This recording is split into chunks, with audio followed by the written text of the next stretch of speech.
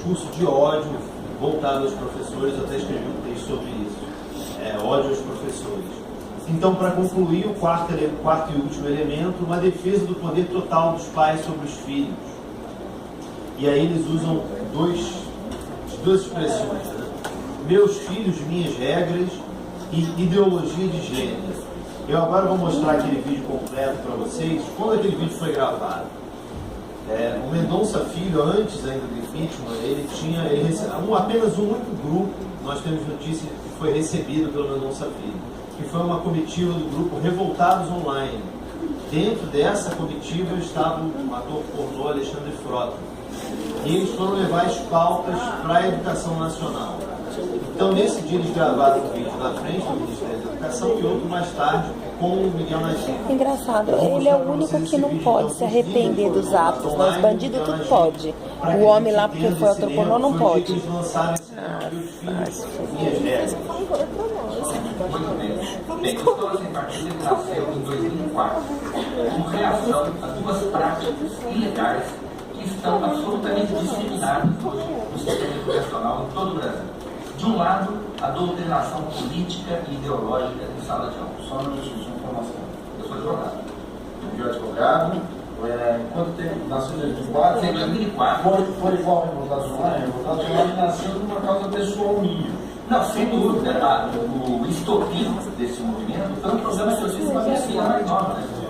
O professor de história da minha filha, que havia sido professor de outros filhos meus, havia num belo dia comparado Che Guevara a São Francisco de Assis. Bom, gente, nós estamos trabalhando em prol do nosso país, preocupados com o futuro das nossas crianças. A doutora Beatriz é incansável, o Frota agora também está incansável, o doutor Júlio, todas as pessoas do Revoltados Online, os administradores, vocês são as peças fundamentais. Se vocês não compartilharem, não curtir a página do Revoltados Online, não disseminar a informação, a gente não consegue combater esses tralhas, esses petralhas que ainda dominam parte da mídia hoje do nosso país. Mas deixa eu Miguel falar o segundo aspecto. Bem, o primeiro aspecto, então, foi uma reação a essa prática da doutrinação, que é uma prática ilegal. E a segunda prática ilegal, que também se disseminou no sistema educacional, é a usurpação do direito dos pais, dos alunos, sobre a sua educação moral, da autoridade moral dos pais sobre os seus filhos.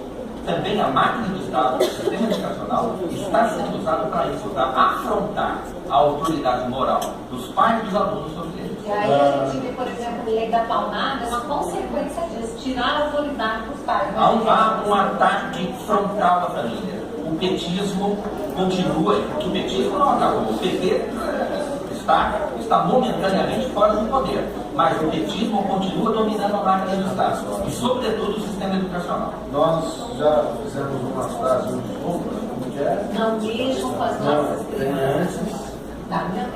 Não deixam com as nossas crianças, meus filhos, minhas regras. Exatamente isso. Em matéria de educação religiosa e moral, vale o bordão. Meus filhos, minhas regras. E eu estou de apoio total à Escola Sem Partido, porque eu não quero nenhum professor doutrinando os meus filhos para você também.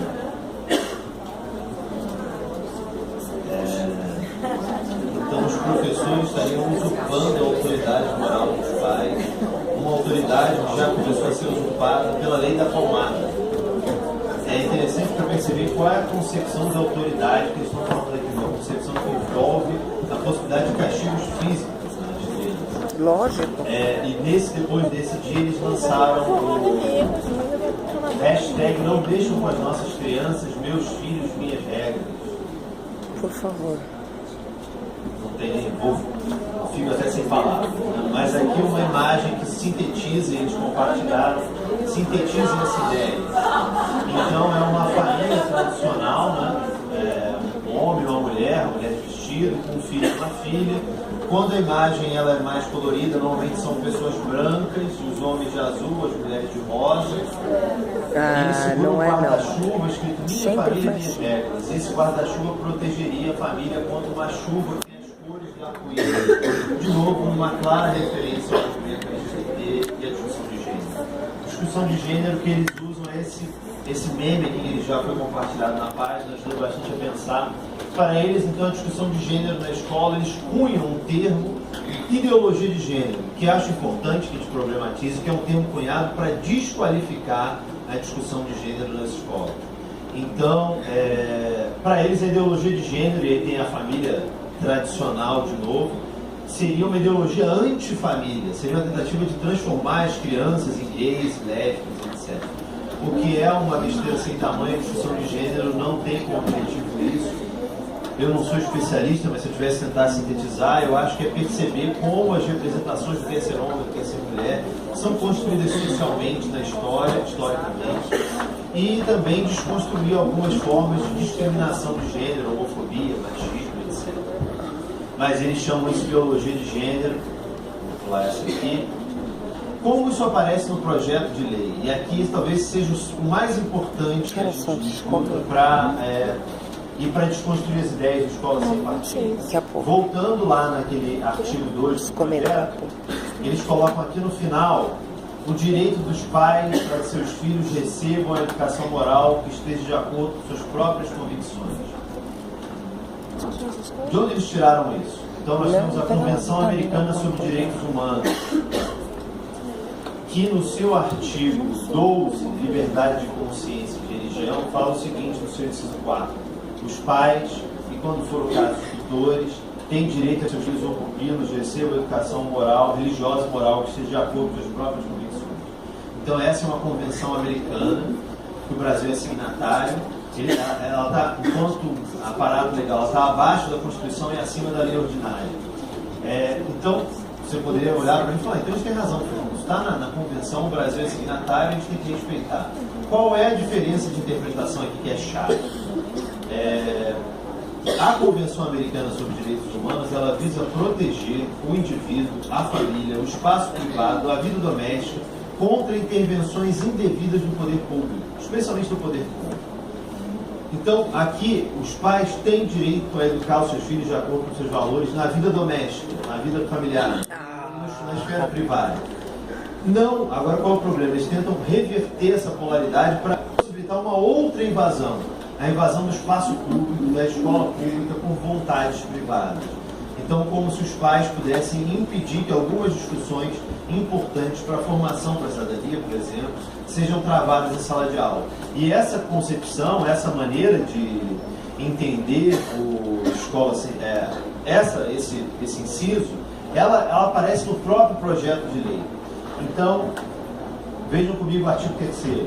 São vedadas em sala de aula a prática da doutrinação política e ideológica. Já falamos como proibir uma prática sem defini-la claramente. Esse é um elemento de funcionalidade. E agora o mais importante para nós. Então são vedadas em sala de aula a veiculação de conteúdos ou a realização de atividades que possam estar em conflito com as convicções religiosas ou morais dos pais ou responsáveis pelos estudantes. Qualquer professor aqui sabe que essa proibição ela é absolutamente impossível de ser aplicada na prática. Como o professor vai evitar qualquer atividade que possa estar em conflito com as crenças daquelas 40, 50, 60 famílias que estão dentro da sala de aula representadas por cada um daqueles alunos? É impossível. Essa proibição é impossível de ser aplicada na prática e ela destruiria a sala de aula como espaço de debate. Eu, para concluir, então, queria mostrar duas denúncias feitas pelo Escola Sem Partido, que mostram para a gente como eles concebem exemplos do que seriam essas doutrinações. Então esse aqui é um blog chamado De Olho no Livro Didático, que é linkado na página inicial do Escola Sem Partido. Essa matéria especificamente, esse texto foi compartilhado pelo Escola Sem Partido na sua página no Facebook. O que diz aqui? Candomblé em livros didáticos 2016 do MEC para ensino fundamental. Alunos de escolas públicas e privadas, inclusive confessionais, que estudarem com livros didáticos 2016 do MEC para crianças de 6 a 10 anos, serão doutrinados sistematicamente no candomblé e na Umbanda. Se é que vocês podem acreditar nisso, eu duvido bastante. Mas aqui dá um exemplo do que eles chamam então de doutrinação religiosa de candomblé e Umbanda. Uma imagem, Xangô, Deus do trovão e da justiça. O símbolo desse orixá é um machado de 2 lâminas, chamado Oxé. Esse machado representa a falar de justiça. tudo. Isso seria doutrinação religiosa de candomblé e Umbanda? Por quê? Esse aqui, então, seria um deus ideológico. Zeus, Apolo, Afrodite, Jesus Cristo, sendo Deus Deus. Percebe? Eles querem proibir algumas representações bem específicas. Não é. Com relação ao que eles chamam de ideologia de gênero, e eu concluo. Ele não puxou tudo de novo. MEC não desiste. Livros didáticos de 2016 para crianças de 6 a 10 anos vêm com ideologia de gênero. Um exemplo do que eles chamam de ideologia de gênero. Vejam os desenhos que 3 crianças fizeram para representar suas famílias. Então, uma família homoafetiva, uma família com diferentes pertencimentos étnicos, raciais, e uma família só com uma mãe, que inclusive é a família, essa sim é a família tradicional, é a família mais comum no Brasil estatisticamente. A pergunta dizia o seguinte: com base nos desenhos, podemos dizer que o gabarito era a letra D, as famílias são diferentes umas das outras. Não é. Isso seria ideologia de gênero, só traz outras representações de outras configurações familiares, além da família tradicional. Percebe? Então é uma tentativa de... Eles não percebem que qualquer forma de escolarização, de educação, nós sempre damos com representações. Então se trata de buscar ampliar essas representações e tornar a escola cada vez mais democrática. E aqui o que eles querem é reduzir. Então você não pode representar deuses de religiões afro-brasileiras, você não pode representar diferentes configurações familiares. E então com isso eu concluo, ficamos para o debate. E aqui um destaque é pensar como essa proposta ela pode ser usada como uma ameaça a uma educação democrática, inclusiva. E agradeço então, obrigado.